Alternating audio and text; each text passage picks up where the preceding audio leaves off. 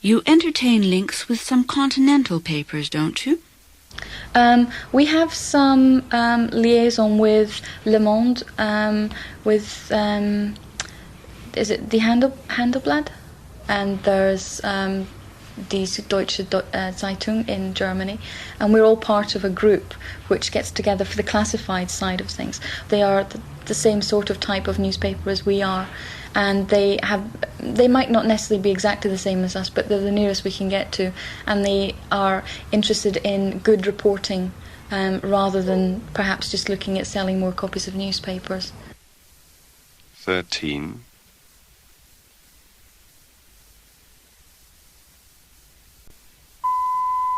We also have a group of newspapers in Europe which are slightly different, and we swap editorial with them. We feel that we have certain correspondents who live and work in, say, Berlin, in Moscow, in New York, and that's fine, but we can't afford to have a journalist everywhere in Europe where we would like. So we've agreed with those newspapers that if they had a very, very good story, then we will reprint it in our newspaper, and then we will give them an equally good story to put in their newspaper. 14.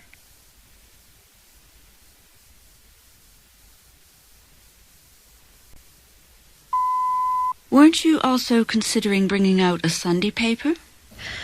We did the initial research, found out that there probably was a hole in the market, and then about 2 weeks ago another company launched a quality Sunday newspaper, and one of the people responsible for that was an ex-founding director of The Independent, and he used a lot of his knowledge of The Independent to bring the newspaper out.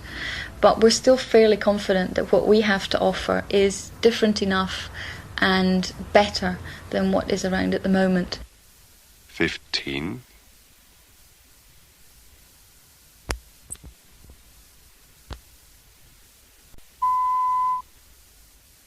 Tot zover Heather Gibson. We vervolgen de toets met een gesprek met Mike Spillard van de fotoredactie. Hij stelt zich eerst even voor. Hierbij wordt geen vraag in het vragenboekje gesteld. Right, hello, my name is Michael Spillard. I'm Deputy Picture Editor on The Independent. As to say, Deputy Picture Editor on the daily newspaper and not the colour magazine. There is a separate picture desk for the colour magazine. Example.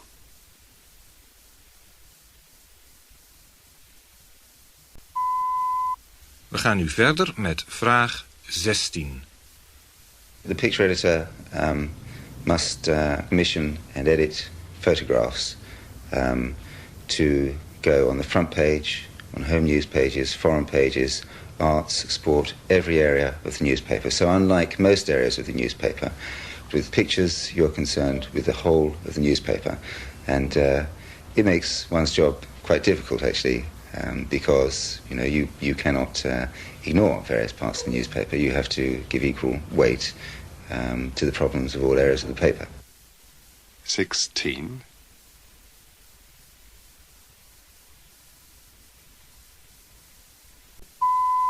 Commissioning photographs means we have a number of staff photographers who are employed by the company, and we use a regular number of freelance photographers, and they must be commissioned each day. They must be sent out and kept busy. So it's the job of the picture editor to decide what jobs to cover and who to send on those particular jobs. 17.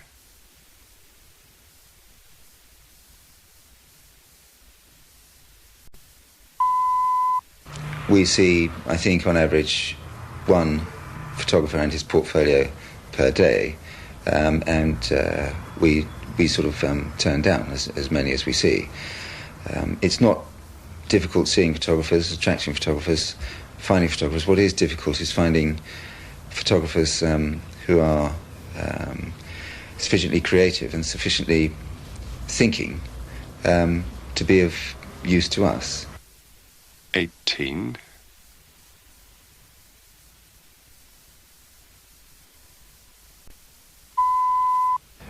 We would expect any one of our staff photographers to do any commission which we were to throw at them.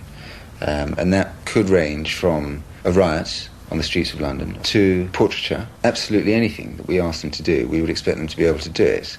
To be able to do it not only competently and well, but better than any other newspaper photographer would be able to do. 19.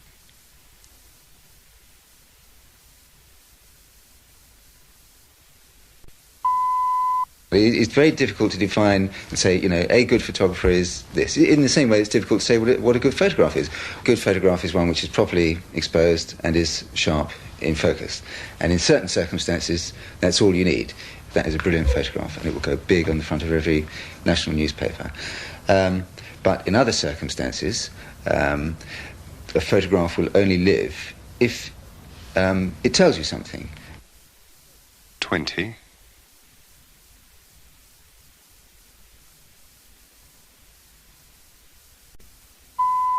It must be important to receive photographs with news value as quickly as possible. How is this organized? We have portable wire machines which a photographer can take anywhere in the country or indeed anywhere abroad, and so long as he has access to electrical power and a telephone, he can wire a picture back to us in London in the space theoretically of 6 minutes on the telephone. Their quality is perfectly adequate for reproduction, but it's not anywhere nearly as good as an original bromide photographic print. If you need the pictures today, you have to accept that loss in quality. 21.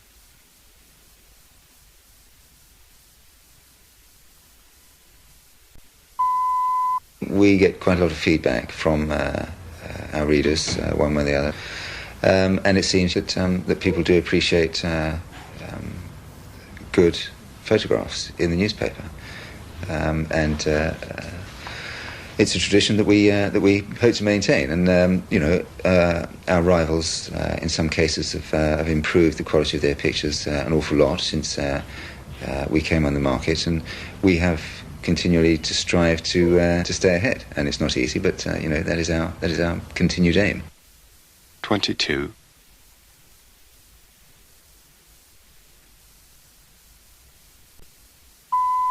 What about the copyright of photographs? If a freelance photographer is employed by us, by the newspaper, we take the view that that material is then ours. The law has recently changed, however, to say that freelance photographers will have copyright revert to them after the first use. So the law now says that if I commission a photographer, freelance photographer, can use his pictures once for the purpose for which they were commissioned. Thereafter, if Stern magazine want to buy them for £100,000 or whatever, that money would have to go to the photographer. 23.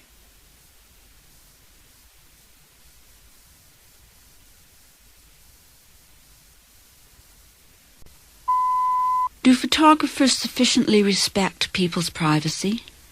If there is a figure, public figure, who has done something which the public ought to know about, and the stories come out and he's lying low, he's hiding, we feel that we have a perfect right to chase that man in every legal way we can. So we will, if we really want that man, send a photographer or two photographers to his London home, to his country home if he's got one, to his place of work, and we will stake him out. 24.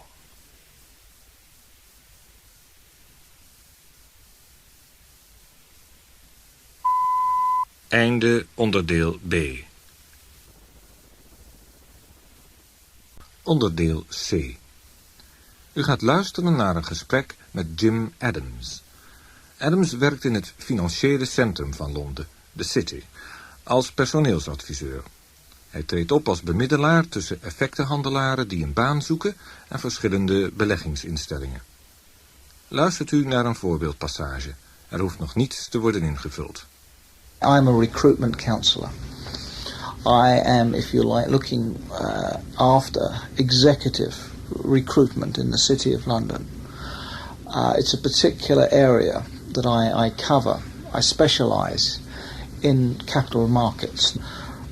In fact, I started in 1956 So we're now talking of 32 years in total of my involvement in the city. Example.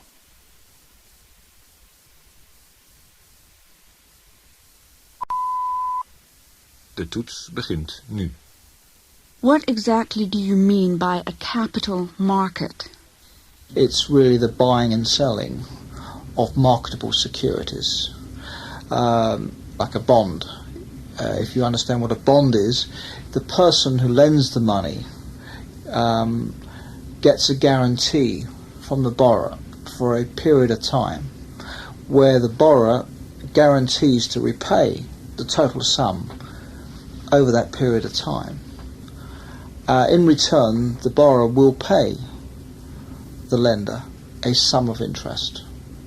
It's very similar to going to a bank, getting a deposit, but in this case you may be lending to a corporate name such as ICI, British Petroleum, Axo Chemical, or whatever, that wishes to borrow on a firm basis, a long-term basis.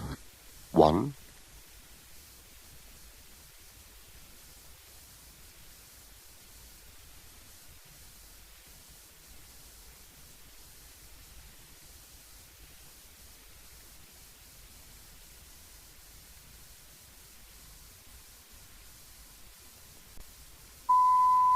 Are jobs in the city, in the financial world, paid very well?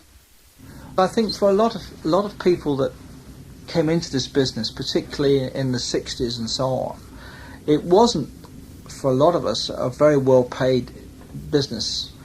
It was still rather unfashionable as an industry, a boring industry, apart from the very well-to-do stockbroker type image.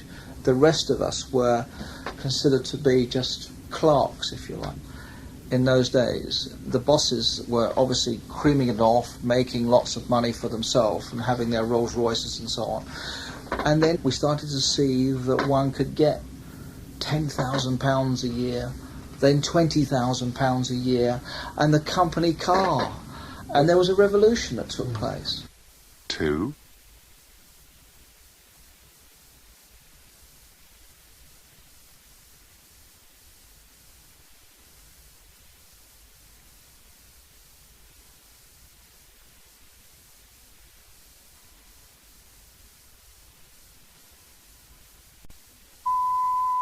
Is there a particular kind of training for jobs in the capital market?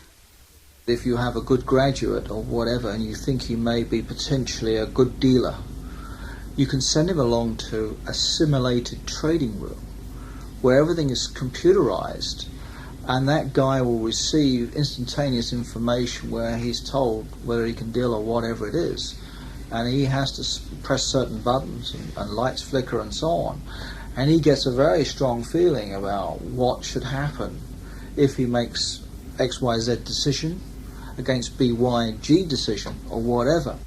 3.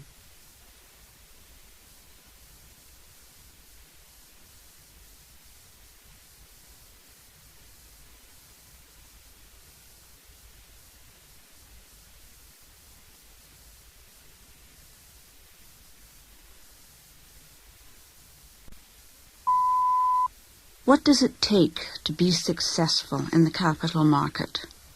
You know, we talk about dimensions in the city. Foreign exchange dealers sometimes we think are one-dimensional. That is to say that they look at just one aspect of the market, the currency. The best people in this business have to have perhaps more than one dimension.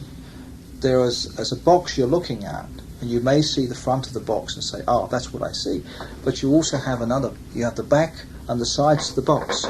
And there's those dimensions that you cannot always get from looking at books and so on. This is something that you build up over the years, a gut feeling, a feeling about what is on the other side of that box. 4.